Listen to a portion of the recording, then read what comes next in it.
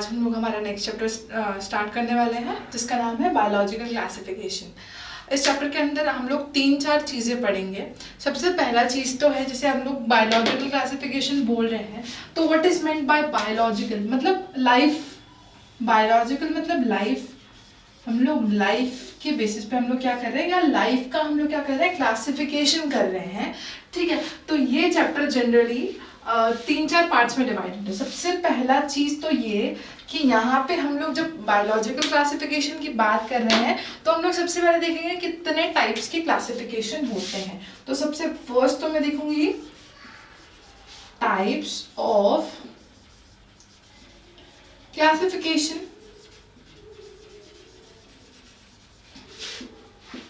ठीक है, ये तो मेरे पास क्या होगा, टाइप्स ऑफ क्लासिफिकेशन।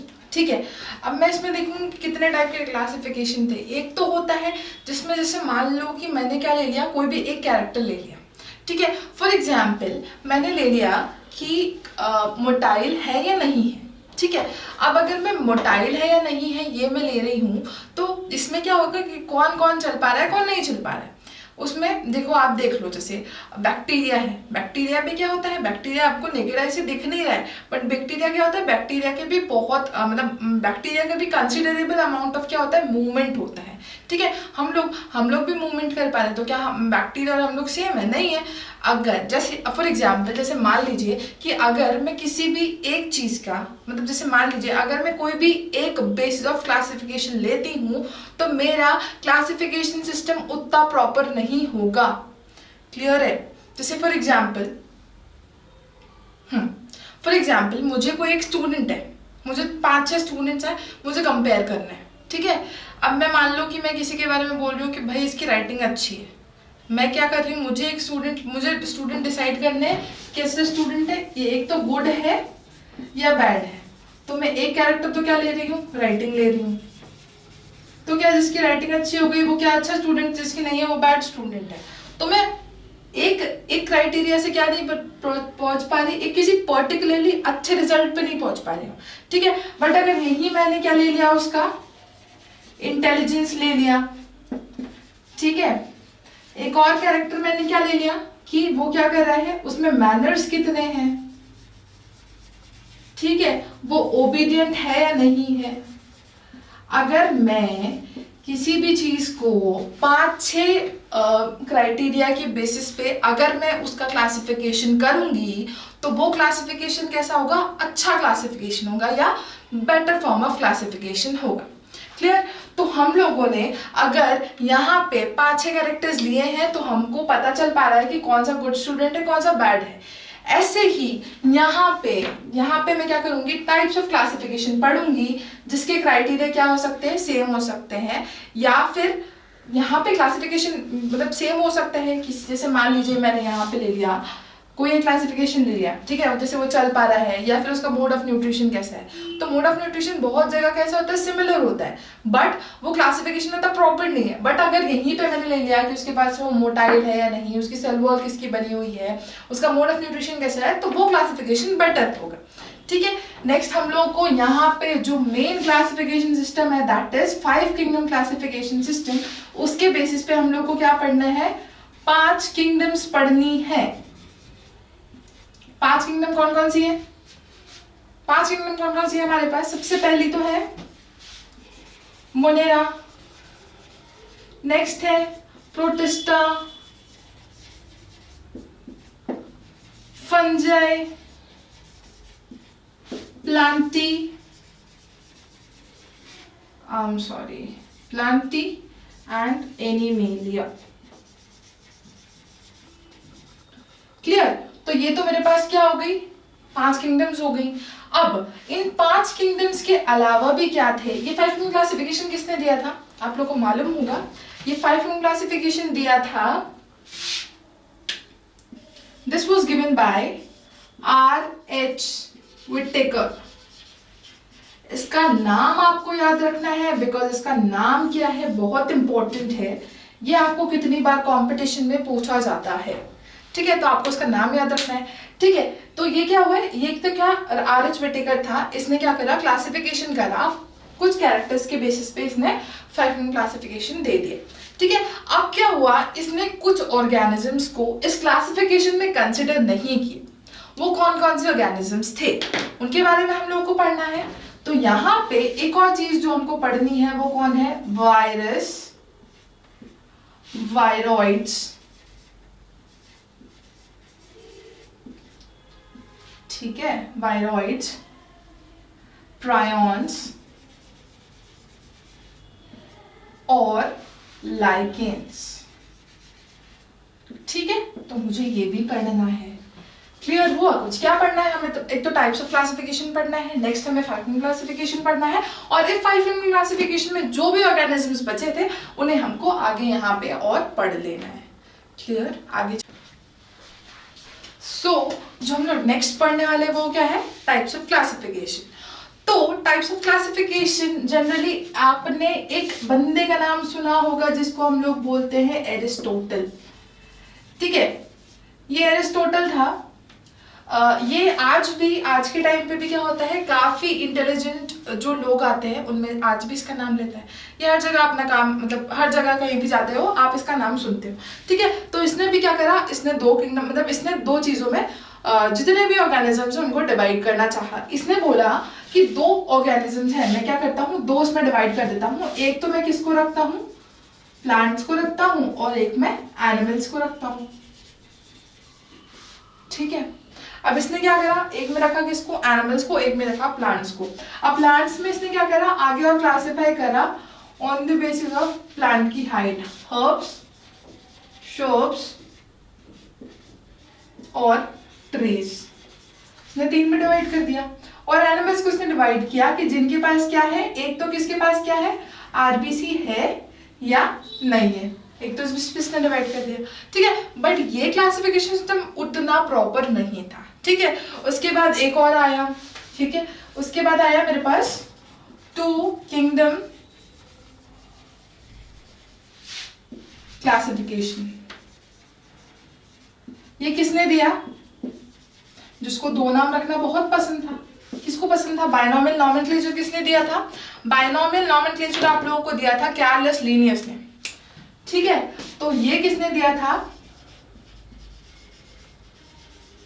लीनियस ने दिया था।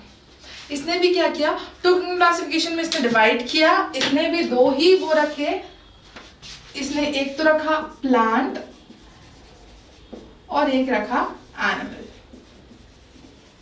क्लियर, अब ये भी वर्क नहीं किया बिकॉज क्या 2 ही लोग हैं हम लोग के पास, हम लोग के पास बैक्टीरिया भी है, हम लोग के पास फंगस भी है, तो हमें क्या करना था, आगे भी इसको डिवाइड करना था। नेक्स्ट मेरे पास क्या था, 3 किंगडम क्लासिफिकेशन। इस 3 किंगडम क्लासिफिकेशन में क्या किया, इन लोगों ने लिया, प्लांट्स को लिया, एनिमल्स को लिया, और इन लोगों ने एक और ऐड कर दिया, प्रोटिस्टा। ठीक है, हम लोगों को इसके बारे में जनरली क्वेश्चंस नहीं आते हैं, इसलिए हम लोग उसको ज्यादा डिटेल में डिस्कस नहीं कर रहे हैं।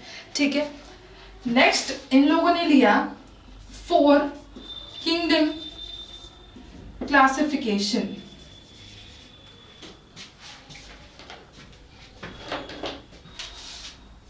किंगडम क्लासिफिकेशन,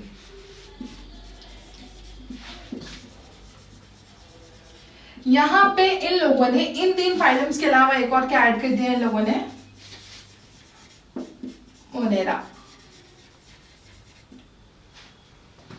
ठीक, अब इसके बाद आई एम सॉरी, ये 3 किंगडम क्लासिफिकेशन दिया था अर्नेस्ट हैकेल ने। 4 किंगडम क्लासिफिकेशन दिया था कोपलैंड ने। ठीक है, 5 किंगडम क्लासिफिकेशन को हम मैं यहाँ इसलिए नहीं लिख रही हूँ बिकॉज हम लोग उसको डिटेल में पढ़ेंगे, तो मैं नेक्स्ट वाला लिख रही हूँ यहाँ पे 6 किंगडम क्लासिफिकेशन। 6 किंगडम क्लासिफिकेशन, या फिर मैं इसको बोलती हूँ 3 डोमेन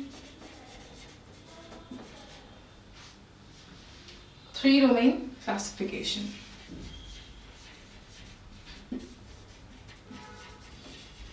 ठीक है, आगे 3 डोमेन क्लासिफिकेशन 6।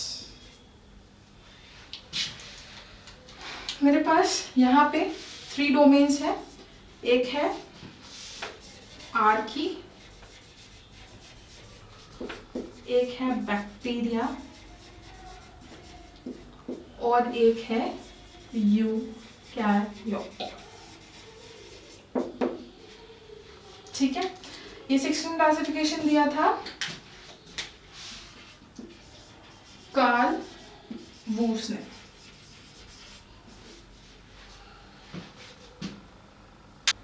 अब हम लोग हमारा 5 क्लासिफिकेशन स्टार्ट करते हैं। तो ये 5 क्लासिफिकेशन दिया था R.H. पिटेकर ने 1969 के अंदर। ठीक है, तो इसने क्या किया था, इसने 5 किंगडम्स दिए थे कुछ कैरेक्टर्स के बेसिस पे। हमारी एनसीईआरटी में पेज नंबर 17 पे आपको टेबल दी गई है, आप इसको, हम लोग इसको डिटेल में डिस्कस कर लेते हैं। तो सबसे पहला फीचर जो उन्होंने लिया था वो था सेल टाइप। आपने पढ़ा होगा क्लास 9 में कि हमारे ऑन अर्थ हमारे पास 2 टाइप के सेल्स होते हैं, एक होता है प्रोकैरियोटिक, एक होता है यूकैरियोटिक। प्रोकैरियोटिक के अंदर मेम्ब्रेन बाउंड ऑर्गेनल्स नहीं होते हैं और यूकैरियोटिक के अंदर होते हैं। तो हमारे पास मोनेरा जो कि सबसे पुराना है, यहाँ पे सेल टाइप भी सबसे पुराना है, वो कौन सा है, प्रोकैरियोटिक सेल है। ठीक है, बाकी सब में आप देखेंगे कि बाकी सब में कैसा है, यूकैरियोटिक सेल है। प्रोटिस्टा, फंजाई, प्लांटी, एनिमिलिया सब में कैसा है, यूकैरियोटिक सेल है। सेकेंड क्लासिफिकेशन का बेसिस था सेल वॉल। सेल वॉल किसकी बनी हुई है, सेल वॉल प्रेजेंट है या नहीं है। हम लोग को यहाँ पे 2 कैरेक्टर कंसिडर करने हैं। तो मोनेरा में सेल वॉल प्रेजेंट है और वो पेप्टिडोग्लाइकन की बनी हुई है। हमारी एनसीईआरटी में नॉन सेलुलोजिक सेल वॉल दिया हुआ है, but to be more specific हमारी बैक्टीरिया की सेल वॉल किसकी बनी हुई है, पेप्टिडोग्लाइकन की बनी हुई है। आगे प्रोटिस्टा में भी सेल वॉल प्रेजेंट है, बट किसी में ये किसकी बनी हुई है, सिलिका की बनी हुई है। ठीक है, फंगाई में सेल वॉल बनी हुई है काइटिन की, प्लांटी में सेलुलोज की, और एनिमल्स में सेल वॉल एब्सेंट होती है। आगे चलते हैं, न्यूक्लियर मेम्ब्रेन। न्यूक्लियर मेम्ब्रेन क्या होता है, हमारे आपने देखा होगा हमारा जो सेल है उसमें क्या होता है, एक पर्टिकुलर एक रीजन होता है that is called nucleus. Nucleus के बाहर ये जो मेम्ब्रेन है इसको बोला जाता है न्यूक्लियर मेम्ब्रेन। ठीक है, यहाँ पे क्या होता है, हमारे पास जेनेटिक मटेरियल होता है। ठीक है, तो ये न्यूक्लियर मेम्ब्रेन की बात करें। अब प्रोकैरियोटिक सेल में क्या नहीं होते, मेम्ब्रेन बाउंड ऑर्गेनल्स नहीं है, तो यहाँ पे भी मेम्ब्रेन, न्यूक्लियर मेम्ब्रेन क्या है, एब्सेंट है। बाकी सब में न्यूक्लियर मेम्ब्रेन प्रेजेंट है, बिकॉज बाकी सब में क्या है, यूकैरियोटिक सेल है। ठीक है, 4th क्लासिफिकेशन बेसिस क्या है, body organisation. Body organisation in the sense कि बॉडी किसकी बनी हुई है, सेल्स की बनी हुई है, या फिर उन सेल्स ने मिलकर टिश्यू बना लिया है वहां पे, या फिर उन सब टिश्यू ने मिलकर क्या बना लिया, ऑर्गन और ऑर्गन सिस्टम यहाँ बना लिया है कि नहीं। ठीक है, तो हम लोग देखते हैं कि जो बैक्टीरियंस है, बैक्टीरियंस जनरली यूनिसेलुलर ऑर्गेनिजम्स होते हैं। तो यहाँ पे भी मोनेरा में भी जो सेल जो बॉडी ऑर्गेनाइजेशन है वो कैसे है, सेल्यूलर है, मतलब एक सेल का बना हुआ है। ठीक है, यहाँ पे भी प्रोटिस्टा में भी कैसा है, सेलुलर है, मतलब यूनिसेलुलर है। बाकी फंजाई में कैसा है, मल्टी सेलुलर है, ये जनरली फिलामेंटस फॉर्म होते हैं। ठीक है, यहाँ पे आपने देखा होगा प्लांट्स जनरली कुछ टिश्यूज से मिलके भी बनते हैं, लोअर कैटेगरी ऑफ प्लांट्स जैसे एल्गी वगैरह में। और जब हम आगे की तरफ जाते हैं, जिम्नोस्पर्म, एंजियोस्पर्म, टेरिडोफाइट्स, वहां पे क्या है, एक पर्टिकुलर ऑर्गन बना हुआ है। ठीक है, तो वहां पे आप ऑर्गन सिस्टम देख सकते हैं, सॉरी ऑर्गन वाला बॉडी ऑर्गेनाइजेशन देख सकते हैं। ऐसे ही जब हम आगे बढ़ते हैं एनिमेलिया में, तो आपने देखा होगा जो लोअर एनिमल्स होते हैं वो टिश्यूज के बने होते हैं, सेल्स के भी बने होते हैं, सेल एग्रीगेट्स के बने होते हैं, किन्हीं में ऑर्गन्स होते हैं। और जैसे हम लोग हैं, हम लोग सबसे एडवांस्ड है, हम लोग के अंदर क्या है, हर चीज के लिए एक ऑर्गन सिस्टम है। तो हमारी बॉडी सबसे एडवांस्ड है। तो हमारा बॉडी ऑर्गेनाइजेशन कैसा हो गया, ऑर्गन्स सारे मिलके क्या बना रहे हैं, एक बॉडी बना ले रहे हैं। ठीक है, आगे हम लोग चलते हैं mode of nutrition. Mode of nutrition generally ये होता है कि अगर मैं किसी से खाना छीन के खा रही हूँ तो मैं कैसी हूँ, हेटरोट्रॉफिक हूँ, मतलब मैं अपना खाना खुद नहीं बना पा रही हूँ। ठीक है, खाना छीन के खाना इन द सेंस कि मैं या तो प्लांट से अपना न्यूट्रिशन ले रही हूँ, या फिर मैं किसी जानवर को मार के खा रही हूँ। दोनों में मेरा मोड ऑफ न्यूट्रिशन कैसा है, हेटरोट्रॉफिक है। आप लोग हमसे रिलेट कर सकते हैं। या फिर आप प्लांट्स में देख सकते हैं, प्लांट्स में जनरली कैसा होता है, प्लांट्स फोटोसिंथेसिस करके अपना खाना खुद बनाते हैं तो वो कैसे हो गए, ऑटोट्रॉफिक। आगे चलते हैं, यहाँ पे हमने ये वाला डिस्कस नहीं किया, तो यहाँ पे क्या होता है, यहाँ पे हेटरोट्रॉफिक मोड ऑफ न्यूट्रिशन भी है और ऑटोट्रॉफिक भी है। ऑटोट्रॉफिक क्या है, जैसे फोटोसिंथेसिस कर पा रहे हैं, जैसे जो कुछ बैक्टीरिया है उनके अंदर क्या है, कुछ टाइप के एंजाइम्स हैं जो उनको क्या कर रहे हैं, फोटोसिंथेसिस करने में हेल्प कर रहे हैं। तो यहाँ पे मोड ऑफ न्यूट्रिशन ऑटोट्रॉफिक भी हो सकता है। और कुछ बैक्टीरिया कैसे हैं जो किसी पे जी रहे हैं या फिर किसी को मार के खा रहे हैं या मरे हुए को खा रहे हैं, तो वो कैसा है, हेटरोट्रॉफिक है। ठीक है, प्रोटिस्टा में भी ऐसे है, प्रोटिस्टा में भी क्या हो सकता है, ऑटोट्रॉफिक भी हो सकते हैं, हेटरोट्रॉफिक भी हो सकते हैं। और एक पर्टिकुलर ऑर्गेनिज्म में ऑटोट्रॉफिक मोड ऑफ न्यूट्रिशन भी देखने को मिलता है, हेटरोट्रॉफिक मोड ऑफ न्यूट्रिशन भी देखने को मिलता है, हम आगे पढ़ेंगे। और फंगाई तो प्रॉपरली स्ट्रिक्टली कैसा है, हेटरोट्रॉफिक है। फंगाई में आपको ऑटोट्रॉफिक मोड ऑफ न्यूट्रिशन नहीं मिलेगा, यहाँ पे भी आपको ऑटोट्रॉफिक मोड ऑफ न्यूट्रिशन नहीं मिलेगा। यहाँ इसका मेन कैरेक्टर क्या है, प्लांट्स को हम मेन कैसे, मतलब अगर मान लीजिए आपको कोई बोले कि प्लांट के कैरेक्टर क्या है, तो आप क्या बोलोगे, उसकी सेलुलोज किसकी बनी हुई है, सेलुलोज की बनी हुई है, वो खाना अपना खुद बना ले रहे हैं। ठीक है, तो ये कुछ कैरेक्टर्स हैं, आपको मेन कैरेक्टर्स आपको यहाँ